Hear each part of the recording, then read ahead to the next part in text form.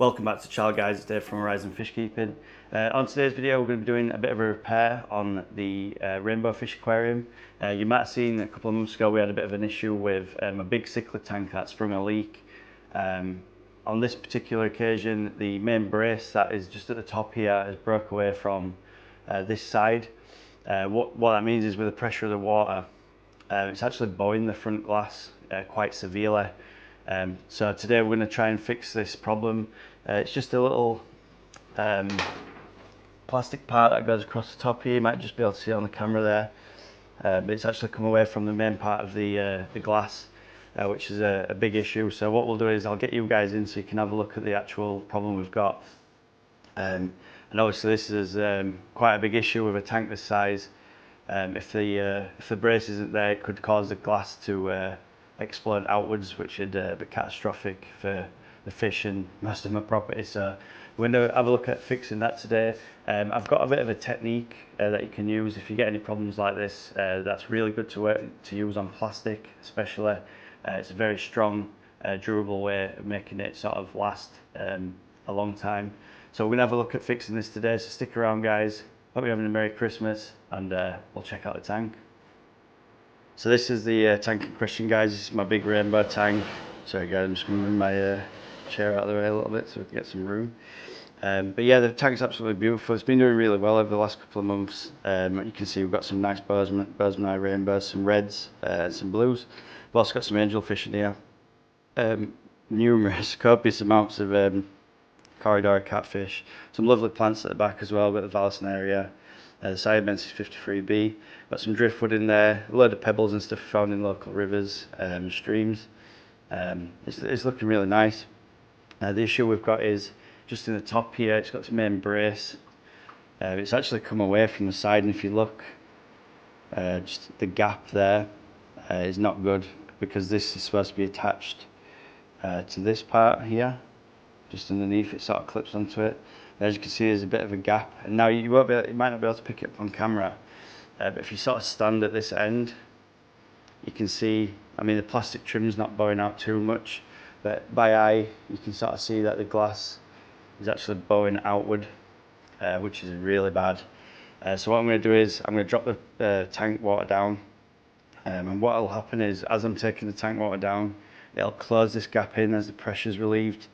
And eventually I'll be able to get this part back to here, and then I've got a good fix that you can use if anything like this happens to you guys. It'll be quite handy to know. But yeah, we'll take out some of the water. What I'm going to do is I'll drain the water down probably to about halfway.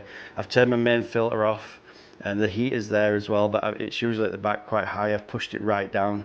This does have a lock-off system where if the water level gets too low, it shuts off, but I'm going to take it probably to just the top of the heater there, so probably about a halfway point. Now this is a temporary measure. The fish are going to be in less water than normal. I know that my stuff that I'm using today to fix the tank's coming today via Amazon, so I will be getting it repaired today.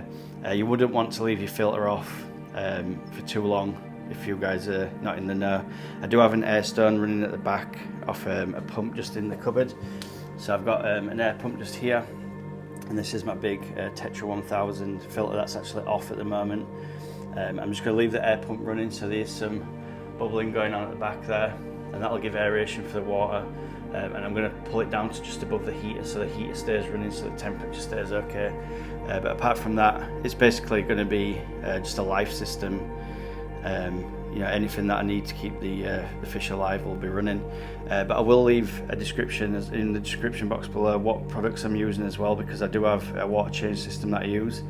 So if you guys want to look at that and maybe look on Amazon or whatever to buy that, then you can do. So I'm going to drain the water down now guys, and I'll get back once we get to repairing it. So then guys, this is what I use to drain my water down. It's an Eheim Compact, and I have it on a clear, it's sort of a clear hose that's about 10 meters long.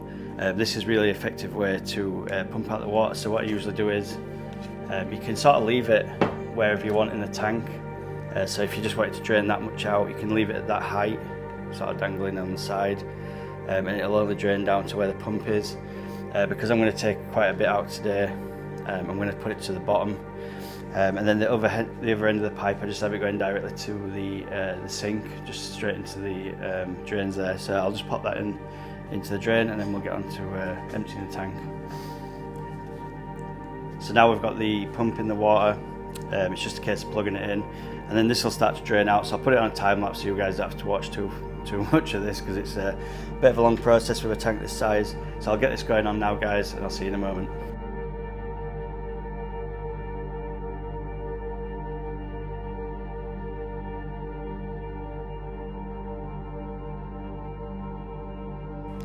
Now you can see, guys, we've got it to the halfway mark. So I'm going to take the pump out now.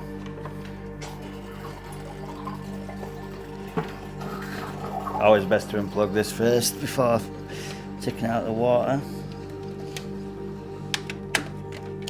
So yeah, we've got it down to the halfway mark.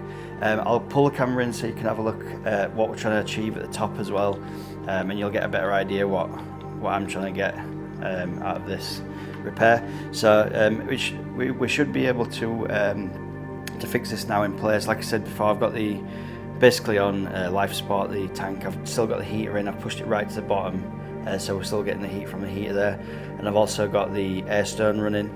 The other thing we don't have at the moment is filtration. That's because my intake for the filter is about this high, and if I left the filter running, it'd suck air into it. I'd have to prime it all again, and it just turned into a real pain. So we're not going to do that. By turning off the filter, we can now fill it up to the top again, and once we fill it up to the top again, it keeps the filter primed. So now the water level's down, you can see the strut bar there, just here, and before, when the water was up, it wouldn't reach the edge just here. So I've dropped the water level down, as you've just seen, and now it makes good contact to the edge, so that way I can keep the fish in the tank without having to remove them all, and also do the repair just here. I'll show you what I'm going to use to do the repair, because this has to be quite strong, obviously. So as soon as my delivery comes today, I'll get back on the video and show you guys what we're doing. But this definitely needs to be in. You couldn't really see on the camera there. You could see it on the top edge a little bit just here, but the glass was really bowing out. It would come in sort of, especially the top quarter of it would just sort of bow in, and I didn't want to break the seals here or anything with the silicone. The silicone's absolutely fine. Like I say, it's just this part here. So once I get my delivery today, guys, I'll show you how I'm going to repair this part, and hopefully we should be good to go. So guys, I've had the delivery from Amazon, and I've managed to get some Gorilla super glue gel. I'm going to be using that to fix the strut brace that's on top of the tank there. The little trick that I've got, I don't know if you've heard of it before, is to mix bicarbonate soda and super glue together, and it makes it considerably stronger, like insane amount stronger. So basically what you do is you just sprinkle some bicarbonate soda onto the area where you're going to glue, and then put the super glue into it, and it'll just form a really strong bond. So I'm going to just stick some of this on there now, and I'll get you guys on the video to have a look, and hopefully this will be strong enough to hold it back. What we're going to do is we're going to glue this back to where it was before, and fill up the tank. Fingers crossed it don't explode and pop off again. So we'll get this glued up now, and then we'll get back on the video. So what you need to do, guys, you just need to get some of your bicarbonate soda. I'm just using like a barbecue skewer thing. Just try not to drop too much in your tank, because it will absolutely rocket your pH through the roof, so you don't want to be doing that. I'm just trying to get it onto the little edge there. Looks a bit suspicious as well, this process. If you do drop in your tank, you'll notice that your pH might rise slightly, because bicarbonate soda is a way of lifting your pH, if you didn't know that already. It does lift your pH quite quickly. You've got to be quite careful on how much you put on into the water. But with super glue, this will really help bond it. It makes it far stronger than just super glue alone. It can be used for any sort of plastic or metals. I'm just going to dab some of this gel.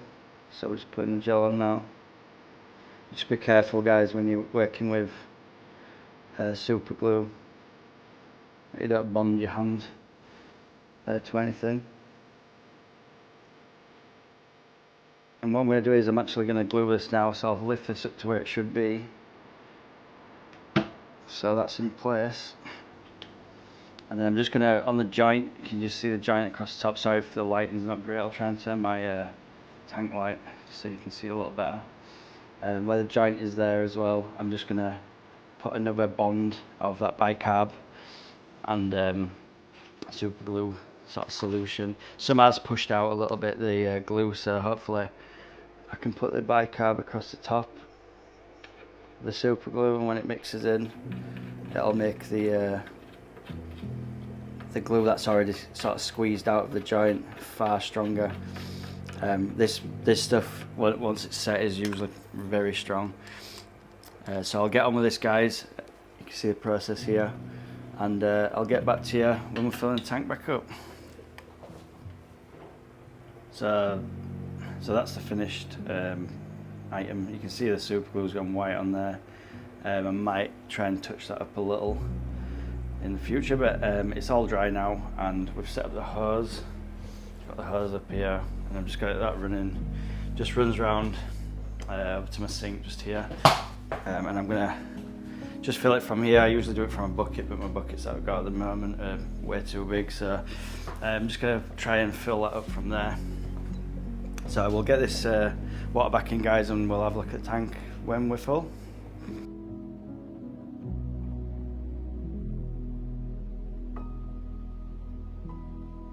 So as you can see, guys, we've managed to fill up the tank, and we've solved the problem before the disaster happened.